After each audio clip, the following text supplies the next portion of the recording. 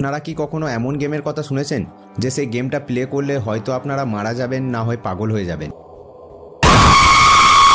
আজ রক্ত ছায়া দেখব এমনই দুটি হরার গেম যা আপনাদের রক্ত জমিয়ে দেবে। ভিডিও শুরু করার আগে আপনাদের কাছে অনুরোধ রইল, দয়া করে গেমগুলি কেউ বাড়িতে প্লে করার চেষ্টা করবেন না। মিডনাইট গেম, এই গেমটিতে এক বা একাধিক প্লেয়ার অংশগ্রহণ করতে পারে। যদি আপনি এই গেমটি খেলতে চান তাহলে মধ্যরাত 12টার আগে আপনাকে এই গেমটা শুরু করতে হবে। গেমটির নিয়ম অনুযায়ী প্রথমে একটা সাদা কাগজে আপনার পুরো নামটা লিখুন, তারপরে ওই সাদা কাগজে আপনার আঙ্গুল কেটে এক ফোঁটা রক্ত দিন। তারপর ওই কাগজটা আপনার কাঠের দরজার সামনে রাখুন। তারপর ওই কাগজের ওপরে একটা মোমবাতি জ্বালিয়ে দিন আর বাড়ির সমস্ত লাইট অফ করে দিন। এরপর আপনাকে রাত 12টা বাজার ঠিক আগে ওই কাঠের দরজাতে 22 বার কড়া নাড়তে হবে। তবে লাস্ট কড়াটা যখন নাড়বেন তখন দেখবেন ঘড়ির কাঁটায় যেন ঠিক 12টা বাজে। এরপর আপনি মিডনাইট ম্যানকে আপনার বাড়িতে আসার জন্য আমন্ত্রণ করুন। এরপর কাঠের দরজাটা বন্ধ করে দিন, তারপর ওই সাদা কাগজটা তুলে নিন। এখন আপনার খেলা শুরু হয়ে গেছে।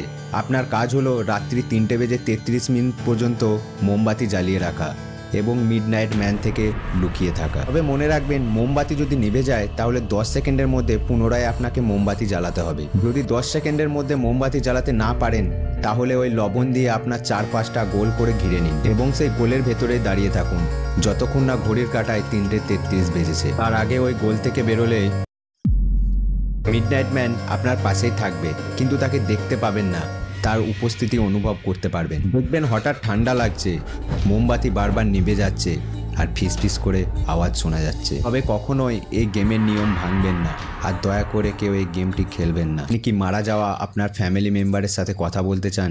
তাহলে স্বাগত আপনাকে পরবর্তী গেমে।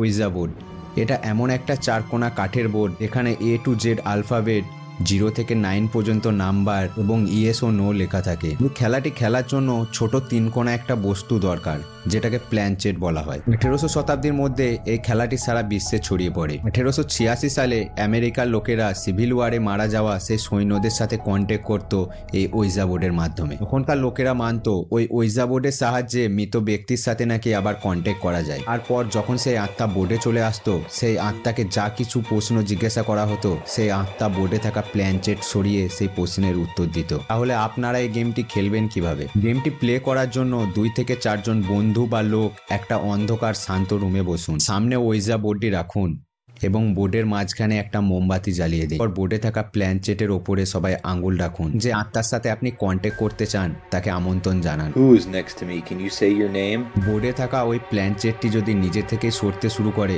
তাহলে বিশ্বাস করুন ওই আত্মাটি আপনাদের পাশেই বসে আছে। তবে হ্যাঁ, আপনি আত্মাকে আমন্ত্রণ জানাচ্ছেন, তার মানে এই না যে সেই আত্মাটি আসবে।